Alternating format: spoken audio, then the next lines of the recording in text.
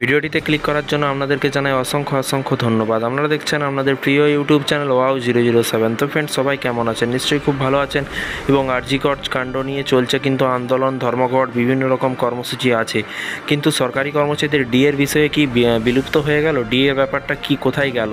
সকলেই চিন্তায় আছেন ঠিকই, কিন্তু ডিএর বিষয় নিয়েও আপনাদেরকে এখন থেকে চিন্তায় বা আপনার পরবর্তী পদক্ষেপ কি হতে পারে, একটা বড় রকম পরিস্থিতি আগে থেকে আপনাদেরকে চিন্তাভাবনা ডিসিশন করে রাখতে হবে। কারণ আন্দোলন করেই মনে রাখতে হবে যে আন্দোলন করেই কিন্তু ডিএ মিলেছে।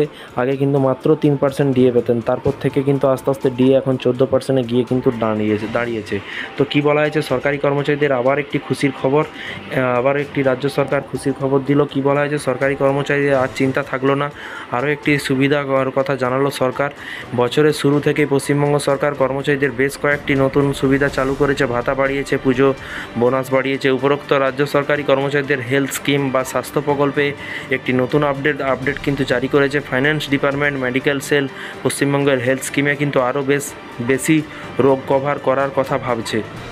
এরই পাশাপাশি দেখুন, বলা হয়েছে যে আগে কিন্তু এই স্কিমটি 17টি রোগকে কিন্তু কভার করত, কিন্তু এখন এতে কিন্তু বাইপোলার অ্যাফেক্টিভ ডিসঅর্ডার এবং সিজোফ্রেনিয়া, মেজর ডিপ্রেসিভ এবং ডিসঅর্ডার এবং অটিজম স্পেকট্রাম ডিসঅর্ডার এবং নিউরোসাইকোটিস্ট ডিসঅর্ডার এর মতো কিন্তু বেশ কিছু রোগ নতুন করে অন্তর্ভুক্ত করা হয়েছে রাজ্য সরকারি কর্মচারীদের। যারা এই সব রোগে জড়িত আছেন বা যুক্ত আছেন বা এই রোগ হয়েছে, তাদের কিন্তু ফুল চিকিৎসা দিবে রাজ্য সরকার, এটাই কিন্তু বলতে চলেছে।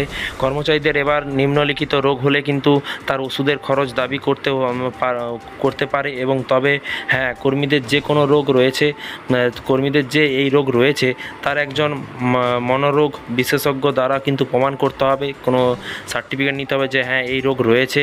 এবং বাইপোলার অ্যাফেক্টিভ ডিসঅর্ডার, এবং দেখুন এখানে কিন্তু পুরো লিস্ট কিন্তু দেওয়া আছে কোন কোন রোগে আপনারা কিন্তু ফ্রি ট্রিটমেন্ট পাবেন সরকারি কর্মচারীদের। তো এই ছিল আজকে একটি ছোট্ট আপডেট। এই ধরনের প্রতিদিন সরকারি কর্মচারীদের আপডেট পেতে চ্যানেলটিকে সাবস্ক্রাইব করে পাশে থাকা বেল আইকনটিতে প্রেস করে রাখবেন। রাজ্য সরকারের এই প্রকল্পের অধীনে কিন্তু সরকারি কর্মচারী এবং পেনশনভোগীরা বিরাট উপকৃত হবেন। তারা নিজেদের এবং তাদের পরিবারের জন্য 2 লক্ষ টাকা পর্যন্ত নগদহীন চিকিৎসা পরিষেবা পেতে পারেন, অর্থাৎ 2 লক্ষ টাকা পর্যন্ত বা এর কম চিকিৎসার খরচ সরকার দেবে বলে কিন্তু এখানে বলা হয়েছে। তবে চিকিৎসা খরচ 2 লক্ষের বেশি হলেও কিন্তু এই বিলটি সরকারের পরিশোধ সরকারি পরিশোধ করবে। তবে প্রথমে অতিরিক্ত টাকা রোগীকে দিতে হবে, পরে কিন্তু সেই বিল কিন্তু দেখে কিন্তু সরকার টাকা ফেরত হবে। এবং সরকারি কর্মচারীরা মনে রাখবেন যে কোনো হাসপাতালকে কিন্তু চিকিৎসা করতে গেলে, যেই হাসপাতালে চিকিৎসা করতে যাবেন অবশ্যই আপনার হেলথ স্কিমের সঙ্গে ওই হাসপাতালের সংযোগ আছে কি না তা দেখে নেবেন। মানে বিষয়টি বুঝতে পারছেন? আপনারা যেই চিকিৎসা করতে চাইছেন বা এই রোগের সাথে আপনারা যুক্ত আছেন বা এই রোগের চিকিৎসা করানোর জন্য আপনাকে কিন্তু হাসপাতাল দেখে নিতে হবে সরকারের এই স্কিমে। মানে জিজ্ঞাসা করে নিতে হবে আপনাকে হাসপাতালে যেয়ে।